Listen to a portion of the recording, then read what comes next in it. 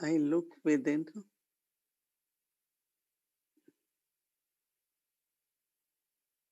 and create the awareness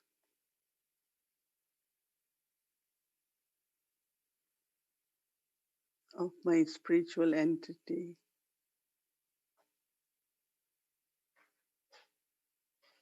that is a point of light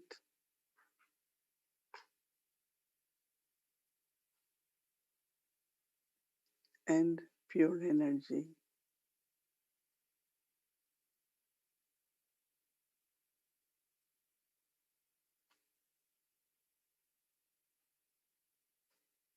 And I merge my mind, intellect, and sanskars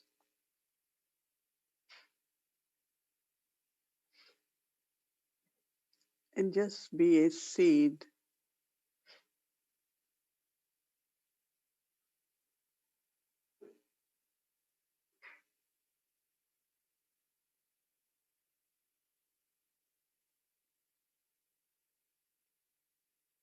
and fill the seed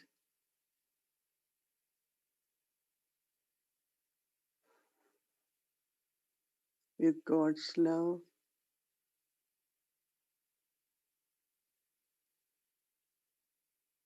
purity, peace, and power.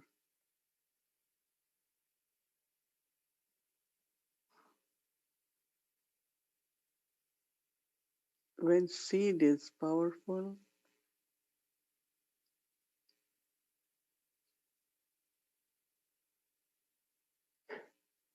then the words and actions,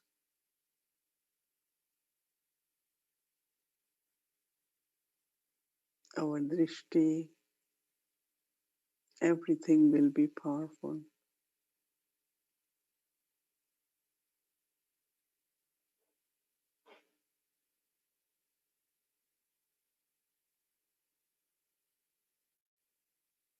So from a good quality seed that is good thought, pure thought,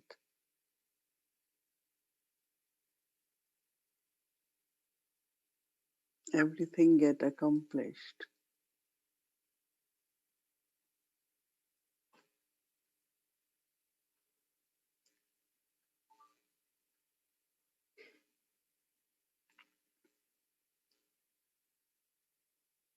And this awareness of being a pure soul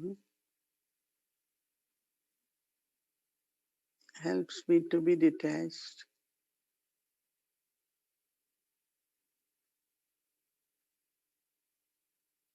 and helps me to feel very near Baba, close to Baba.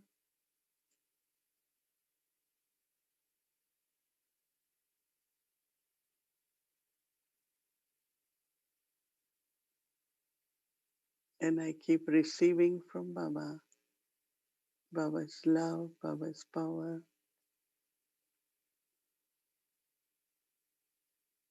And I feel I'm in company with Baba.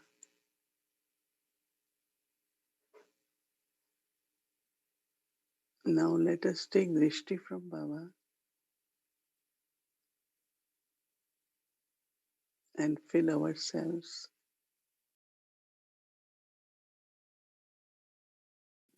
Om Shanti, welcome to Avyakti Parivar, January 20, Raazyukt, Delight.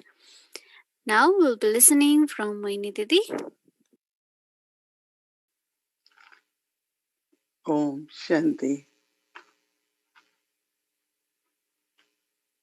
One of the beautiful experience comes when we become aware of our eternal self and think about our eternal qualities. It gives a very good feeling that eternally I am loveful, eternally I am peaceful. But while playing part in the middle of the cycle, because of body consciousness, we start losing our eternal qualities. Because whatever is eternal is also everlasting. So if soul's qualities, soul is eternal, so they are also everlasting, right? Once I am in awareness of that I am a soul.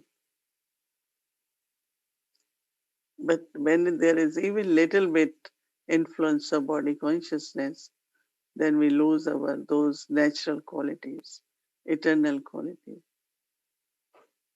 Baba had been mentioning a lot about your state should be now everlasting, not sometimes, right?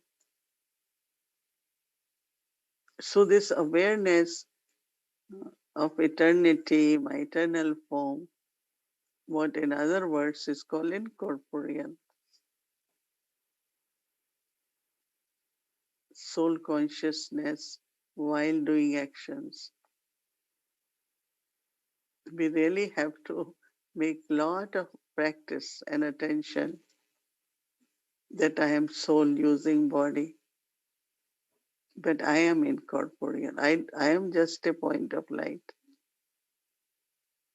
I think we know it and we also experience it, but it has to be now all the time. And when you are in your eternal awareness, there is no question of ego, right? Ego is very much connected with body consciousness. That I am this, I have this, I can do this. But this awareness that no, Baba is the one who has given me all these qualities and specialties. When I think, oh yes, the intellect, Baba has given this intellect. Baba is sharing wisdom. Baba is explaining about truth. So if I am giving knowledge, it's not my knowledge, right? Baba has given knowledge. I am fortunate to get it, and I want to share with others so that their fortune can be awakened.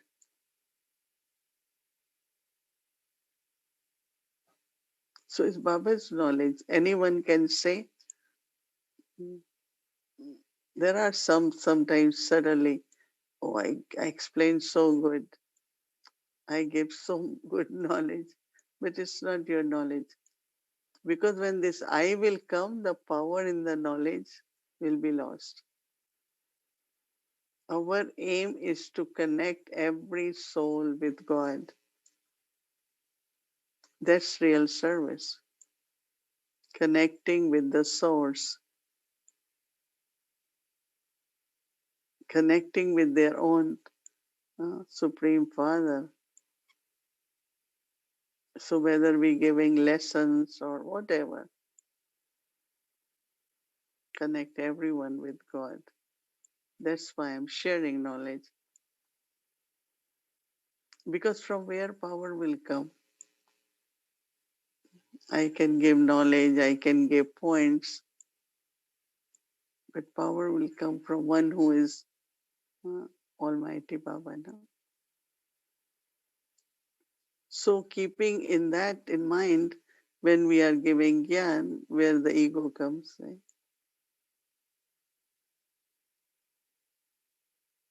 Sometimes some souls have sanskars, but that's not ego. Maybe they are the way they speak, but in their hearts, it's not coming from ego. So it is very important to pay attention that I am free from ego. Because one is body consciousness, other is ego.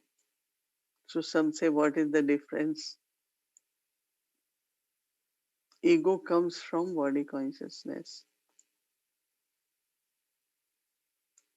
Anything, my status, my qualifications, all that is of body. Whatever qualification I have as a soul is from Baba. Other qualification from body, yeah, that there can be ego. But Baba says, forget everything about yourself, what you have learned. And then Baba is voiceless. If I am eternal soul, pure soul, and I keep practicing, so I have conquered vices, right? In the sense of we control anger, we try to get rid of greed and attachment.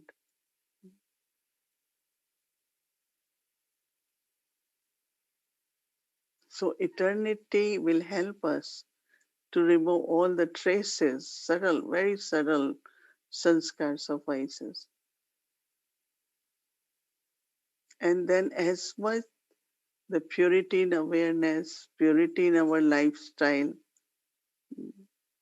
purity keep increasing, you keep becoming viceless. If I inculcate purity, if my percentage of purity is good, then there are no vices, right? So it depends how we work on ourselves. Mm. If I'm in eternity, my awareness, and if I really, really keep cleaning, becoming pure in our awareness, and there won't be vices. Otherwise, how you will remove one, then two, with third one? No. Just keep working on your level of purity in your thoughts, purity of words and actions. And from purity, all virtues will come, and vices will also finish. So we become viceless like Baba. Yeah, sometimes it feels, yes, we can, and sometimes, oh, can I? And this question comes, can I really become like Baba? But we should not forget, we are Baba's children.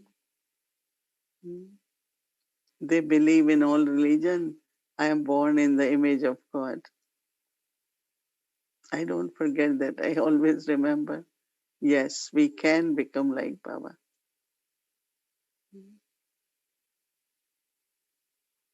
So, what is delight now?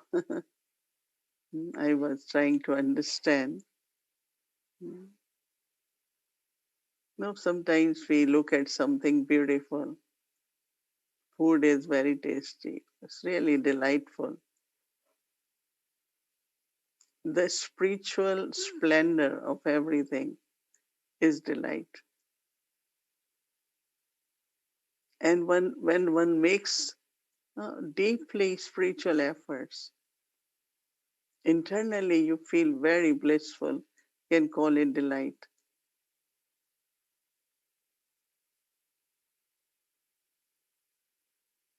And it's really the unique way we all operate, unique way of our living, very unique. When people look at us, uh, we look like managing everything, but internally, the power of love, power of peace, purity, sometimes not maybe visible those virtues, but they are seen into all our spaces, all our management in our lives. So naturally, anyone who looks at it, it takes time them to believe that this is real. And when they understand, they become delightful. I was always very, I can use word fascinated by Brahma Baba's personality, the way he works, then also how with little they could accomplish so much. with simplicity, so much grace, so much royalty. Dari Janki used to tell me, I don't have pockets, so I don't have money. But still I am the king. No, Raja Janak, King Janak. So it's like spiritual delight, spiritual splendor, spiritual endeavor. It's the spirituality. So when we go to Baba's room, just plain white sheets, very simple, nothing on the walls. But as soon as you enter Baba's room, there is such a beautiful experience. Some of the pictures of the hut where Baba used to spend his few hours after morning breakfast to listen to letters of children and write letters to children. It was very, very simple. Now there is a structure because they wanted to maintain it in rain and but originally was very simple. Yesterday, I think for a moment they showed us even Tower of Peace, no, in the beginning. It was very, very simple. But as I said, not only simple, but the energy, the vibrations there make us delightful. Right? I these days think a lot about Brahma Baba's personality, really. Very simple, tall, but smiling.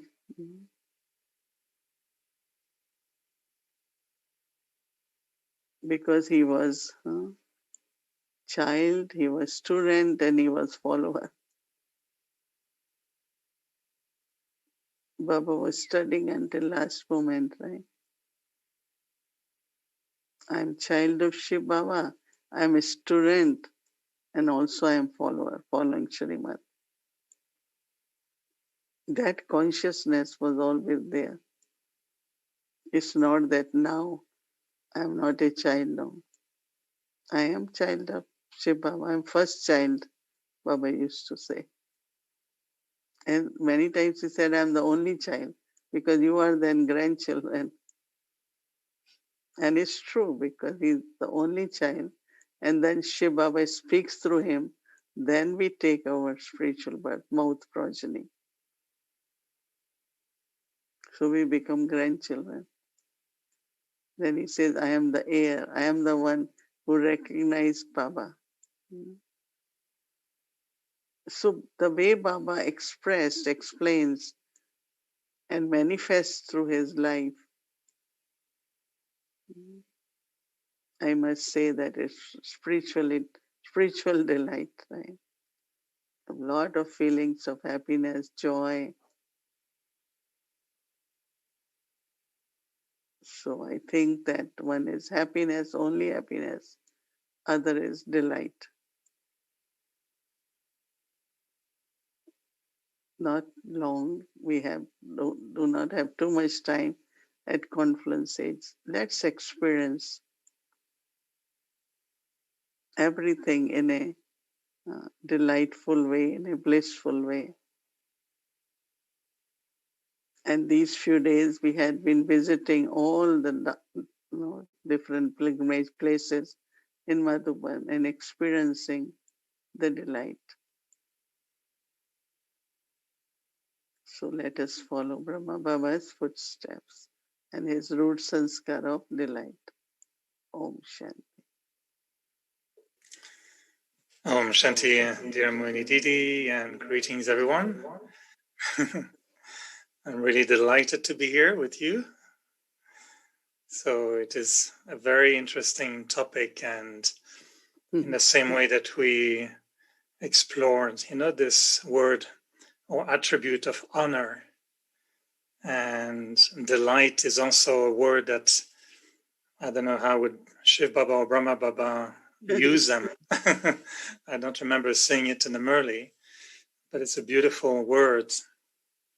You connected that word with grace, royalty, simplicity, bliss, happiness. And if we look at Brahma Baba's personality, one of the beautiful things we experienced over the past 19 days is how you made Brahma Baba alive in front of us. And for me, I know there are aspects of Brahma Baba's life that I heard about, but I didn't experience. So he seems much more friendly to me now.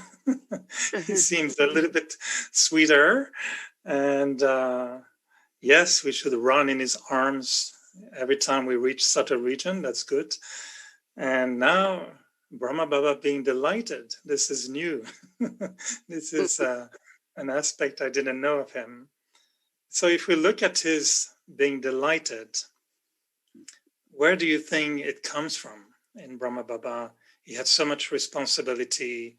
There was so much happening. How can you stay, so because light has double meaning, light and double light.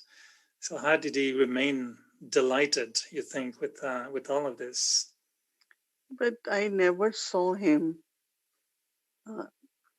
anytime heavy about responsibility.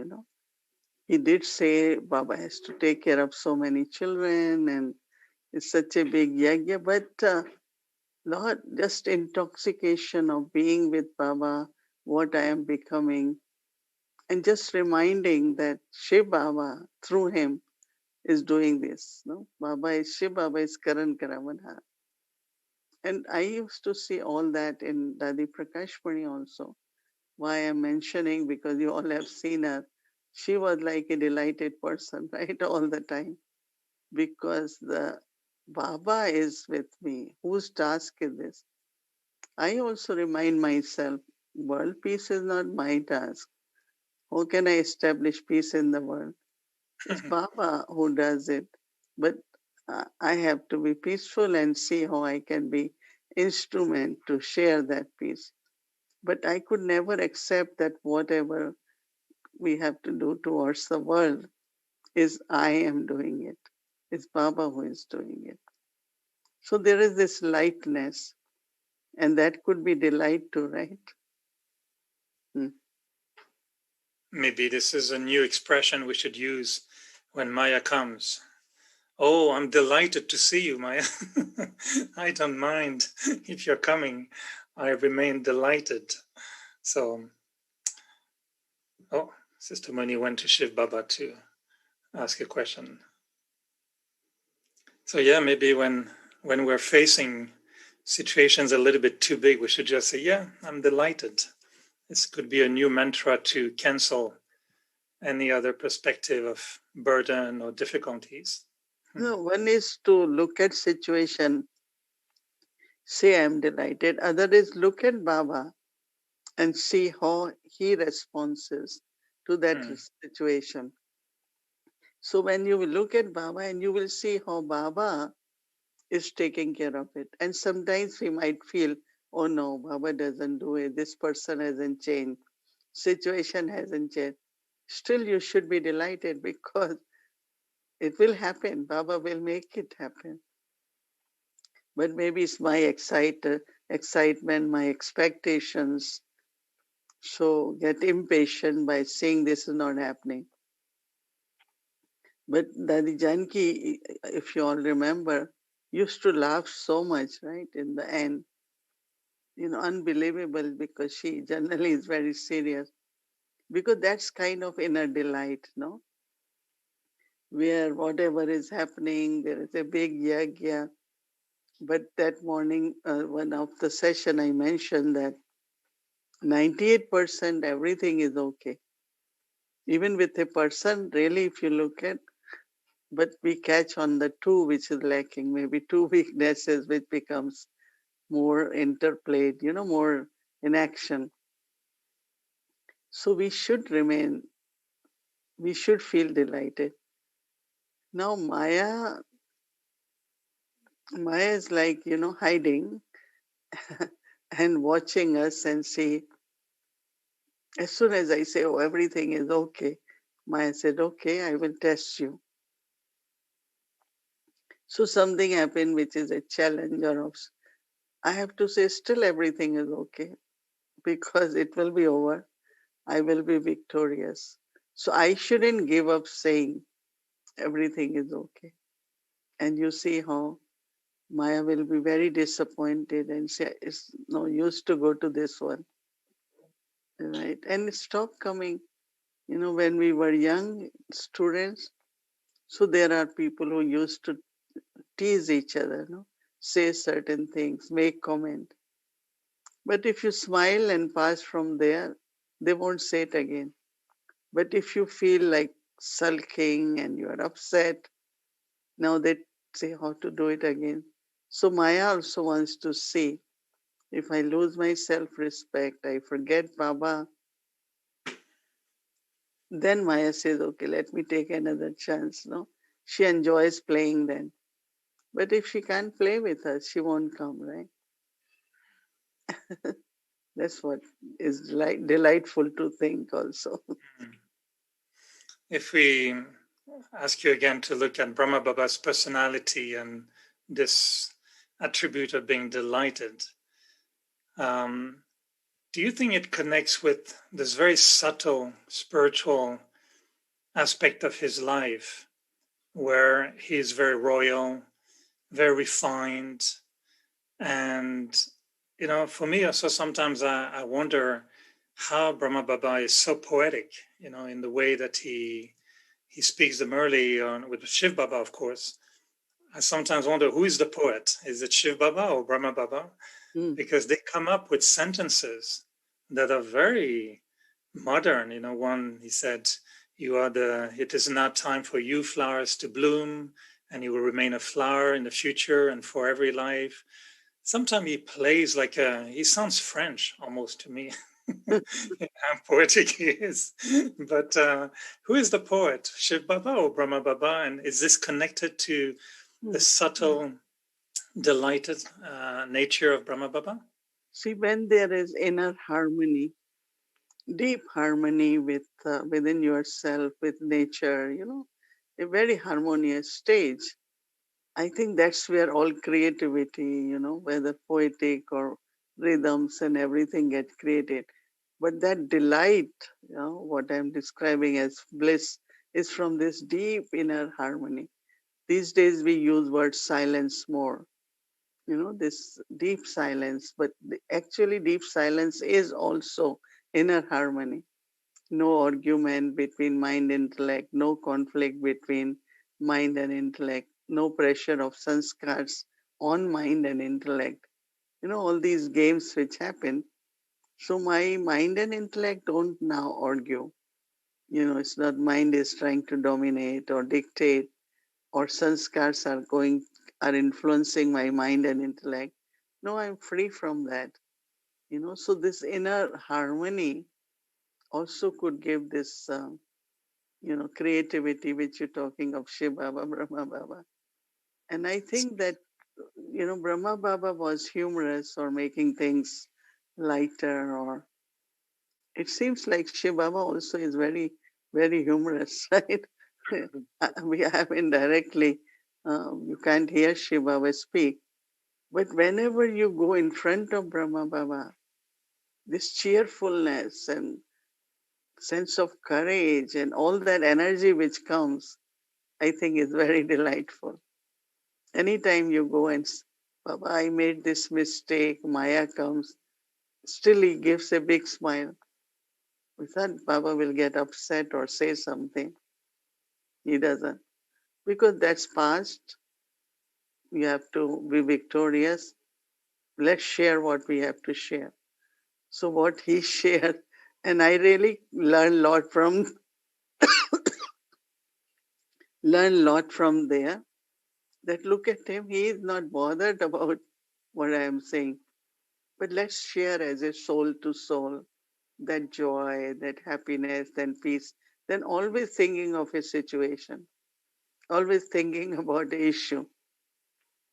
So it's really, really his personality and relationship or personality of both. We can also take from them that Be delightful all the time so that any soul who comes and meets you forgets even that one soul about what questions or issues that soul has, which used to happen when people will go in front of Brahma Baba and say, today I'm going to tell this, today I'm going to ask this. And when they go, they're taking drishti, they don't know where they are. But child, you have come, you want to say something? No, Baba, I'm fine. So I think that's deep, deep inner harmonious stage of silence. And that word you're using, harmony, seems to evoke for me this quality of relationship between him and Shiv Baba. And we knew they were a unique couple. Maybe Brahma Baba was teaching Shiv Baba to be more humoristic, and he would have to explain to Shiv Baba how we understand humor. But this unique relationship between them maybe is what created, because, for me, we can try to be royal, but it seems to me that the royalty of Brahma Baba, he was not trying to be royal. It's a royalty that came from that sparkle, that connection with Shiv Baba, that made him royal or refined or elegant. You used the word grace. I mean, I wonder if you can describe a little bit more Brahma Baba's grace. It's a beautiful word. See, where you don't have desires, you don't want anything, internal contentment, and not only contentment, knowing what he's going to become or what he has received from Baba. I think that he was experiencing grace from Shiv Baba, and that gracefulness was visible through him, his face, his activity, but also the way, even when we go to Yagya, whatever we get is very graceful, no? In a graceful way. So whole Shiv Baba's grace on Brahma Baba, then into whole Yagya, and with each other, all of us with each other, we are graceful, right? So it definitely comes from Shiv Baba, and then we all, through Brahma Baba, share. Our Prakash Dadi, when she was young, one of the astrologer told her, you will be a queen. And then, of course, she looked like a queen, and because they don't have desires like so full as we have everything. And that is why a lot of people think these Brahma Kumaris, they are very rich, they have a lot. I say some centers even think about paying rent, but they look so royal and giving totally blessing, gift. So I think our generosity also comes from that grace.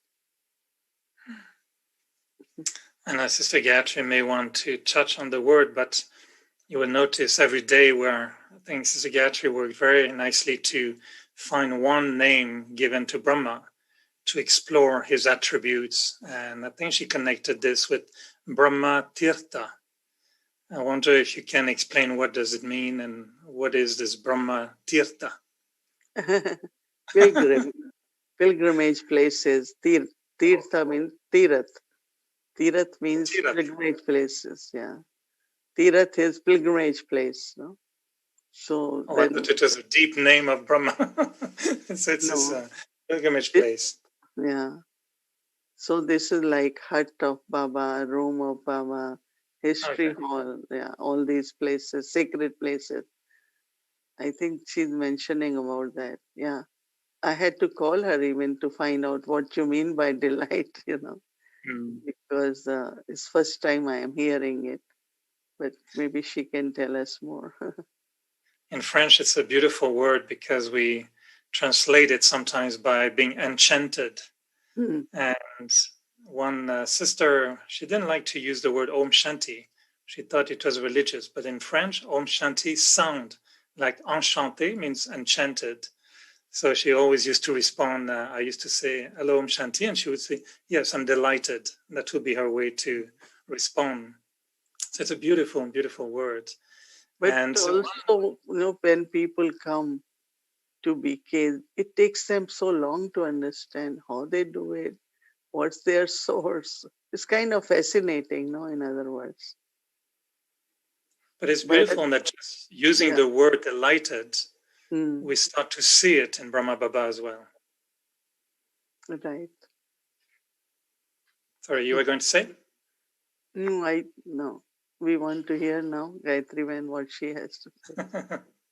See where she takes us in the pilgrimage places. Thank you, Mohini Didi, as usual. I hope you don't get tired of all my questions, and I'll come with some more tomorrow. Sure.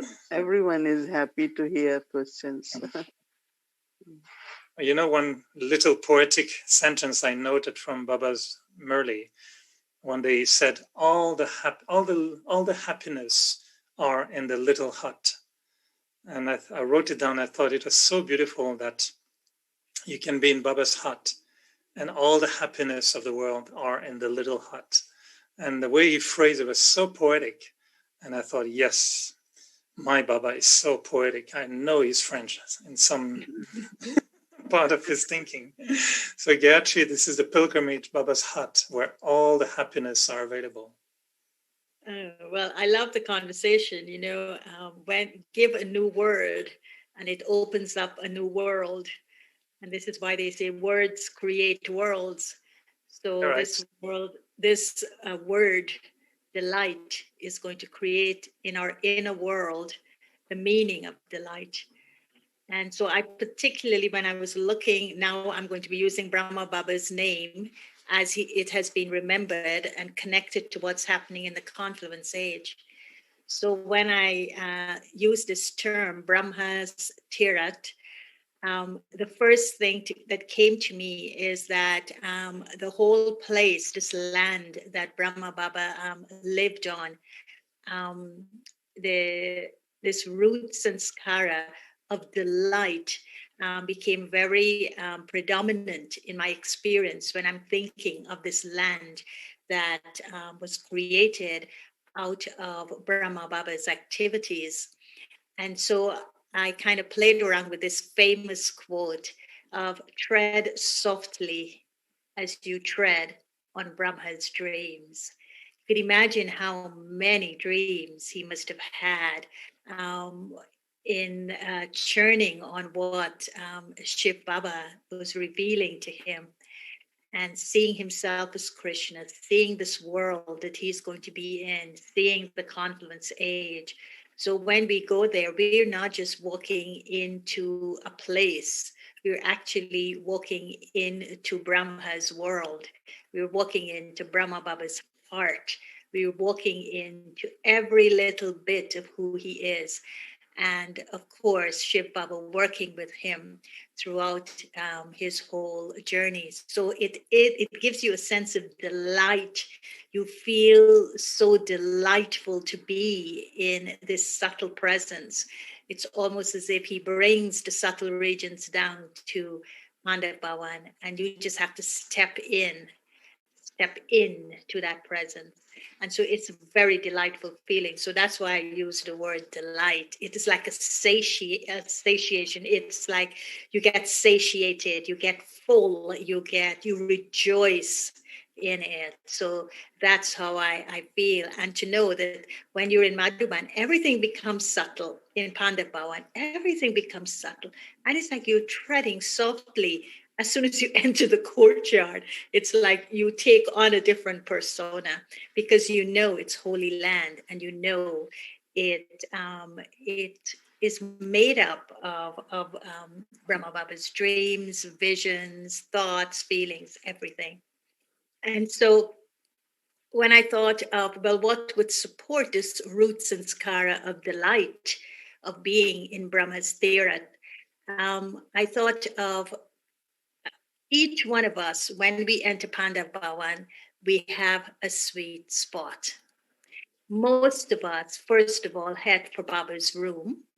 And when we head for Baba's room, then, we say, hello, I'm here, Baba. We talk to him. We say whatever we want to say. If we have a letter, we put it in the box outside. So we tend to go there as the sweet spot. But then after that, people have got their other sweet spot, the Baba's hut, For many, the sweet spot is Baba's courtyard. For others, yesterday someone sent me a picture on the swing. He was swinging on Baba's swing. That is his sweet spot. Of course, the Tower of Peace came after Baba left. And so that is his memorial. That's where his ashes are, at the foundation of the Tower of Peace. But then even to come out of Pandapawan and to walk along and to walk around Naki Lake, the whole of Abu, up on the mountain, has become a place of Brahma's Tirat. I mean, because the whole place has actually, it carries who he is and what he stands for. And even going around the Naki Lake gives you that feeling. And so the idea here is tomorrow, when you're looking at, and could we have the daily quote on? When you're looking at the daily quote, which is, of course, taken from his diary, and you're connecting it to Brahma's Tirat, the quote is saying, come under the canopy of God. That's the Tirat. You're coming under the canopy of his land. And then you have to remain in peace for some time. Just pause, sit in your sweet spot, whatever that sweet spot is. Baba's room, Baba's hut, Baba's swing, the courtyard, the history hall, whatever is your sweet spot, the Tower of Peace. Then you come under his canopy by sitting in that sweet spot. And then you remain in peace for some time till you realize yourself. I really like the way he said that. Remain in peace for some time till you realize yourself. And that means you're going to discover a secret about yourself when you come and sit in that sweet spot under the canopy of God. And you're going to feel the delight that will emerge out of you. You're going to feel so delightful, rejoicing in the company of Baba as you sit in that sweet spot where he's at. And I just wanted to share a little story that came out of one of the books, Dada Chandraha's book, that I was reading yesterday and the day before. And he said, I think out of all the books I've read, he has got some very specific things to say that has got specific dates and specific descriptions that are extraordinary. And he said that actually, when they came to, many of you may know this already, but when they came to Mount Abu, which was recommended to them to come by Didi's relatives and his relatives too, because he was related to Didi. They didn't come immediately to Pandapawan. They came first to Bridge Koti. And I think there was a smaller building before Bridge Koti, and then, of course, the Bridge Koti. And then he says, when they came to Pandapawan, it was called Pokaran. And he says it was called Pokaran House, PokHran. And they came there in 1958. And that place is today called Pandapawan. And he says when they came, it wasn't a lot of buildings. It was just few buildings. And then they had this small place that Baba stayed in. And of course, they had outside toilets. They had to go outside and have their showers and go to the toilet, etc. And so it was very, very, very rustic and very, very, very simple. And so Baba stayed there. And then, of course, Baba started seeing the need for more construction, for building a place for class, which was, of course, the history hall, build a place for when people come, for them to stay. And then Dada Chandrahas became the one that Baba worked with on construction. And he said, after the new place was built, they said to Baba, come and stay there. And then Baba didn't say anything. And then when it was all ready for him to go, he said, no, I want to stay here. And he stayed in that place that is today called his room. And he still had to go out into the outside bathrooms to take his shower and etc. But then he said to him, he said, Baba, why don't you want to stay in the new building? And he says, well, Shiv Baba took an old body. So why should I go into a new building? I should stay in my old room, in my old place. And so he said Baba stayed there until, of course, they may have done some refurbishments to the room, but Baba never moved out of that space and out of that room. So I thought that that was Baba's sweet spot. He never left it. He came in, that's where he stayed, and that's where he stayed until he left the body. So these are very simple stories, but they're also very, very touching stories to show his extent of renunciation. And he knew what he needed to do. And when he found that sweet spot, he wasn't just going to leave it for something new and a bit more luxurious. So that was our Baba. The more we know him, it's the more we love him. And of course, loving him is making it easier for us to love Shiv Baba and and giving us that delight that whatever he did, he just did it for God. And he did it for the family, and he did it for the world. So I'm really delightful to be his daughter. Om Shanti. Welcome to Avyakti Journey.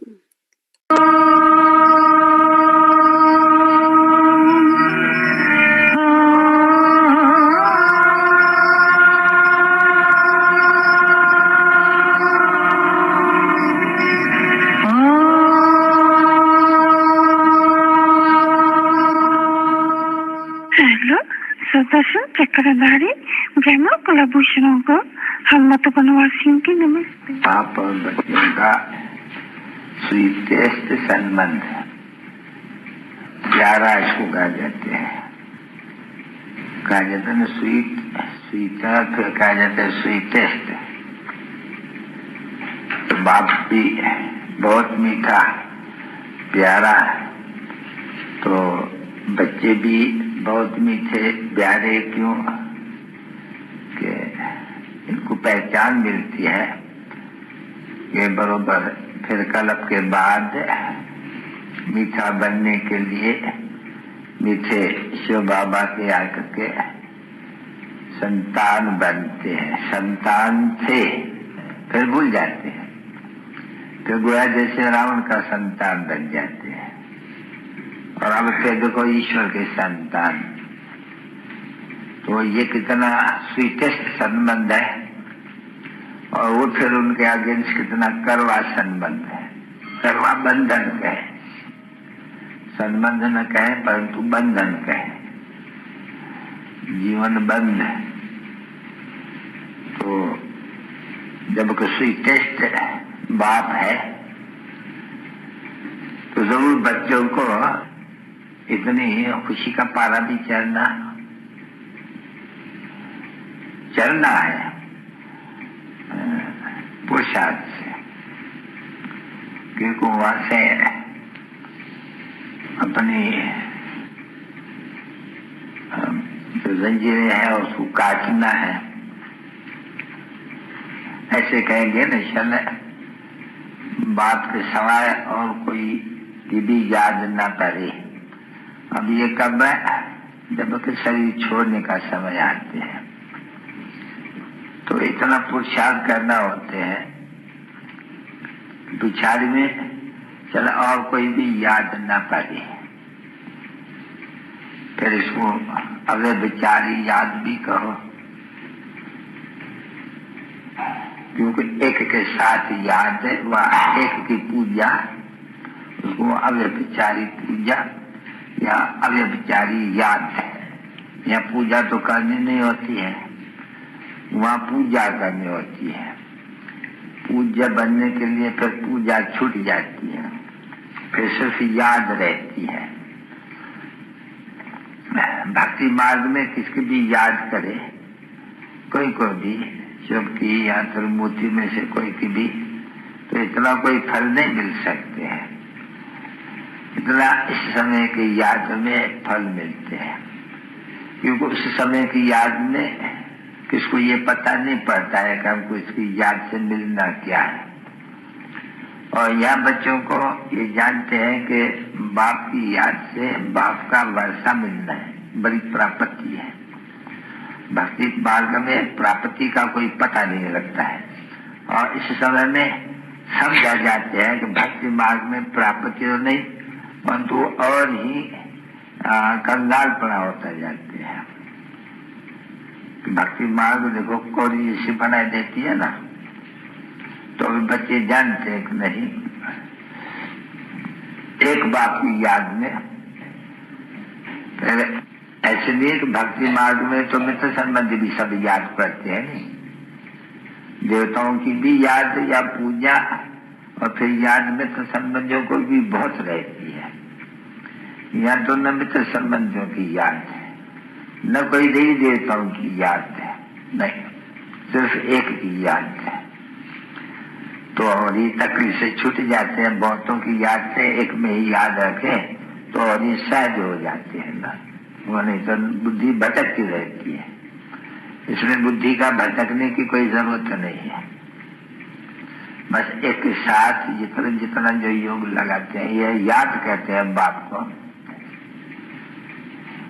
उनको बहुत ही प्राप्ति होती है।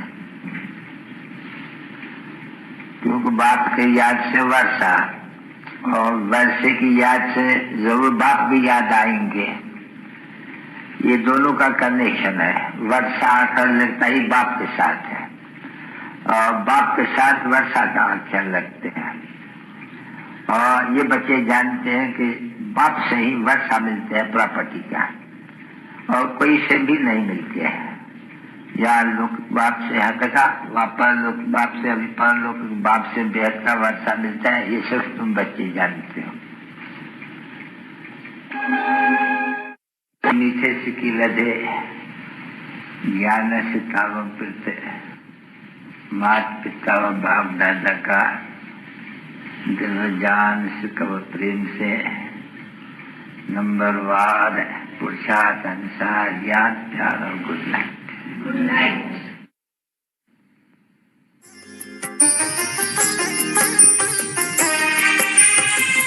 मधुवन की कुटिया में आज भी तुमको पाए, ऐसा लगता बाहे पसारे सामने हो आए।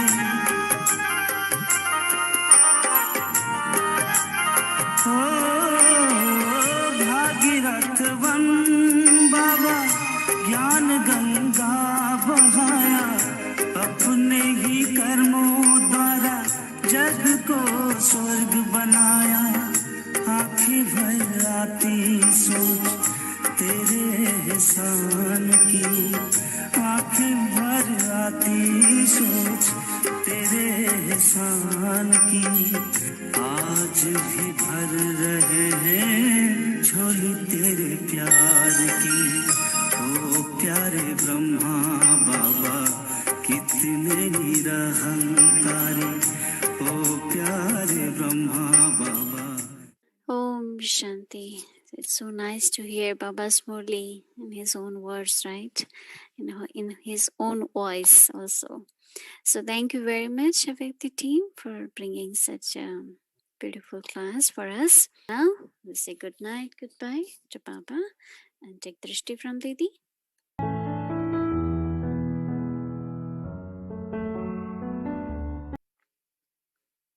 Om Shanti, and thank you, Baba. Thank you, family.